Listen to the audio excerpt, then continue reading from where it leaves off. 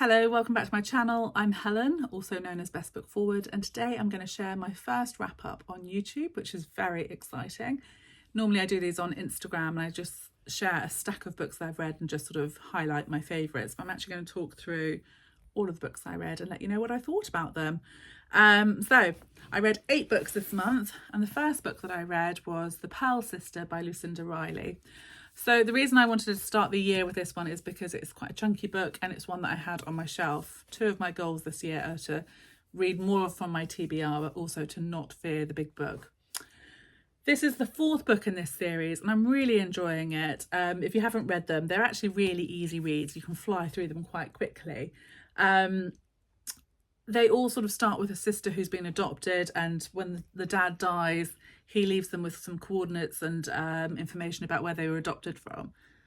So this one, the Pearl Sister, she had links to Australia, and we sort of go back and see how she is linked to Aboriginal art and things. And it's actually a really, really good read, very evocative. Probably out of all the sisters, this has been my least favourite. I did enjoy the history side, but didn't really connect with her in the present day as much as the other sisters. But I'm still looking forward to reading the rest of the series. So that was book number 1. Next up was The Magic Keepers by E.L. Williams. I met Emma at an indie book fair. One of my goals as well this year is to support more indie authors. And this was such a great read. I don't read a lot of sort of magic and fantasy, but I will definitely go back and pick up more of her books. I think this is her 3rd book and there's a 4th one out this year. So this is about these librarians who are protecting a magical library from these hunters. And I love the opening scene of it. It's like they're sort of sorting out the library to protect the books, and there are books flying around and some of them being like a bit naughty and not wanting to do as they're told. And it's just a lovely book to escape into. So I think it's really important that we support our indie authors as well. So I would highly recommend The Magic Keepers. Next up, May All Your Skies Be Blue by Fiona Scarlett. She also wrote Boys Don't Cry, which I haven't read. I've heard is fabulous. This is a really great read, but goodness me, it is incredibly moving. I found it quite hard hitting. I didn't read too much about it before going in to it, so I didn't know what the story was about at all. But it's told in sort of dual timelines. So in the present day, we're in a hairdresser, and there's all these customers coming in to have their hair done. And they're all saying to the hairdresser, you know, are you going to go over and see him? So we know there's an event happening later in the day, don't know what it is. And then we go back to the past where the hairdresser is with her friends, and there's a lad that she, you know, falls in love with growing up, and it's their story.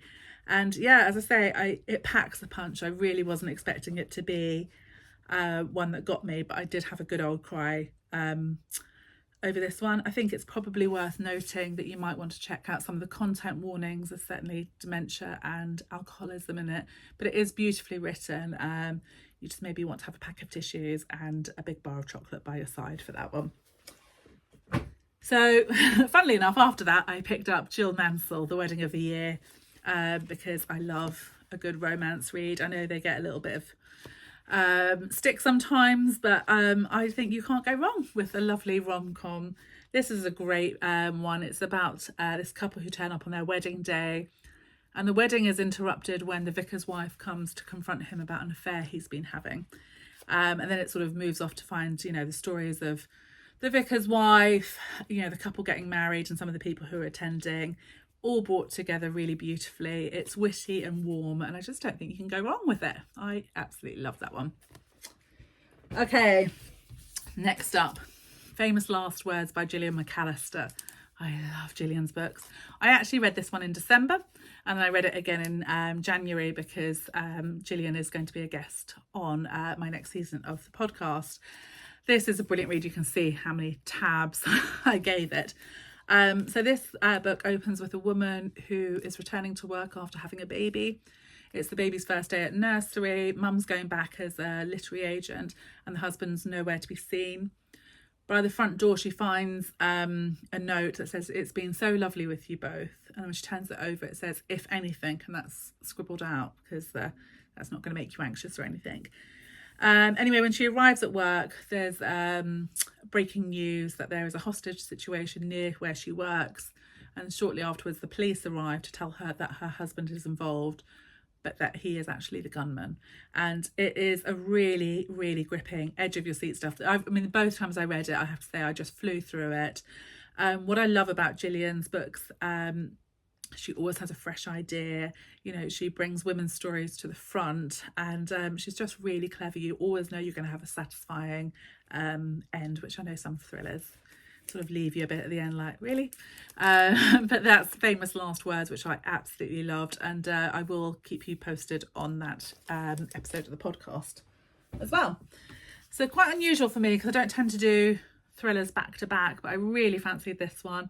This is Burn After Reading by Catherine Ryan Howard. It's out in March. Now this one kept me up until 10:30, which is very late for me. I'm probably in bed by 9 o'clock. But this is another really clever and gripping read. So this is about a woman who accepts a job as a ghostwriter for a man who may have killed his wife. It opens with her being trapped in a burning room, and then we sort of work back to finding out how she is there. There are many secrets and lies, don't know who to trust, but it is another one that is absolutely gripping. I think this is the first one of her books that I've read, but I will definitely be going back to see what else she's written, because I thought this was an absolutely brilliant read, really pacey and clever. So another one for me. Okay, next up was Rebecca by Daphne du Maurier. This was my book club choice. So I have a free online book club where we meet the last Sunday every month. It's been going over a year now, and it's a really lovely group, mainly women, but we read all sorts, new releases. But yeah, we decided we all wanted to start the year with a classic. So Rebecca was the one we picked. I really struggled with this one at first when I picked it up to read it. I just couldn't get into it, which I was really worried about. And then a couple of people in the book club were saying that the audiobook is brilliant. So I switched to the audio, and then I was hooked. So I when I listen to an audiobook, I sort of read along, and I do a mixture of listening and reading as well. But I just thought this was absolutely brilliant, really gripping. Everyone in the book club who read it really enjoyed it as well. And yeah, I'm not great with classics. I tend to sort of fear them a little bit, but it has made me want to read more. I read Jamaica in maybe September last year. So and look how gorgeous that is. It's such a pretty cover, isn't it? So yeah, so that was Rebecca. And then my final book of the month was We All Live Here by JoJo Moyes. This one is out on the 11th of February. I love JoJo's books. I think one of my favourites of hers is The Giver of Stars, which I really enjoyed. But this is my new favourite for sure. So this is about this woman who has, when she writes a book about, you know, how she maintains her marriage and family life. And as the book is published, her husband leaves her for one of the other school mums. And so when we first meet her, she's living in this house that, you know, the toilets are blocking and there's lots of work that needs doing. She's got a teenage daughter who is going through a lot. She's got a younger daughter, Violet, who knows a lot of interesting rap songs and is a real character. She's also living with her stepfather, who is struggling to come to terms with the loss of his wife, this lady's mother. And then to top it all, her real father decides to appear one day. He's the sort of faded Hollywood actor who appears and brings a whole heap of trouble with him. As you'd expect for one of JoJo's books, it's very funny and moving, really relatable, and I just found it really hopeful. I know the day after I finished reading it, I woke up and sort of thought, it's about second chances, finding what gives you joy in life. And I just thought it was a really, really wonderful read, and one I could see myself picking up again, actually. So that's We All Live Here. So that's it. That's everything I've read this month. I've got 2 books that I've started that I haven't finished, so I'm going to roll those on to February. But I hope you enjoyed watching this. Have you read any of these? What did you think? Or do any of them take your fancy? Do come and chat to me in the comments, and I will be back with more book chat soon. Thanks so much for watching. Take care.